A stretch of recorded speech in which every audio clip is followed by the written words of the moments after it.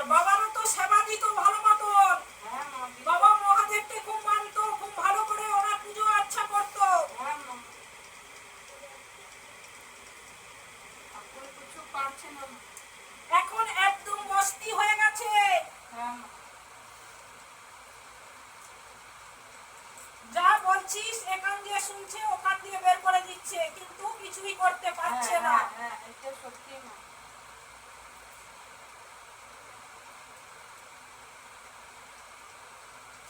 ওনাকে ডাক্তারও তো দেখিয়েছিস? ডাক্তার দেখিয়েছি মা, ডাক্তারও কিছু বলেন বলে ভালো হয়ে যাবে। ডাক্তারও দেখিয়ে কিন্তু কিছুই হচ্ছে না, না মা, সুস্থ হচ্ছে না, আরো কিন্তু পরপর বেশি হ্যাঁ হয়ে যাচ্ছে। হ্যাঁ, বেশি হয়ে যাচ্ছে মা। হাঁটা চলাও করতে পারছে না। না,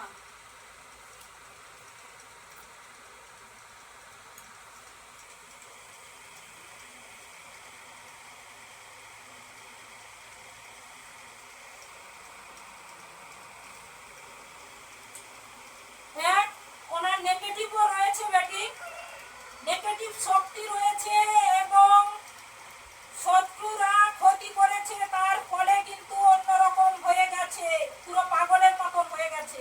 হ্যাঁ মা, কি করে ভালো হলে তুমি মা আপনার বাচ্চাদের ভালো করে রাখি।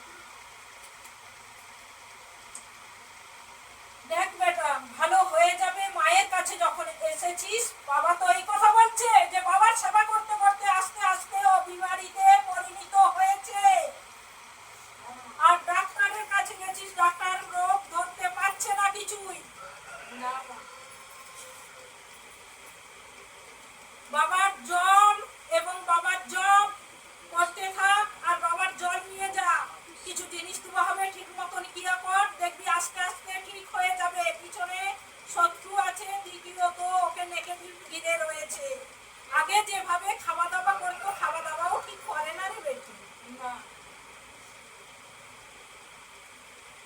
কিছুদিন আগে ওর পায়ে কোনো ক্ষত হয়েছিল। হ্যাঁ মা, পা দিয়ে খুব যন্ত্রণা হয়, হাঁটতে পারেনি।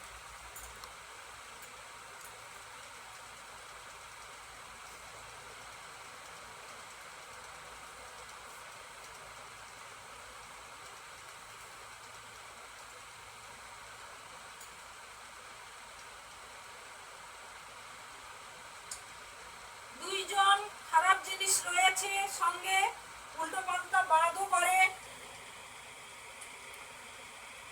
সব ঠিক হয়ে যাবে। ঠিক আছে মা, ভালো হলে ভালো হোক। এসি আপনার কাছে ভালো করে দাও।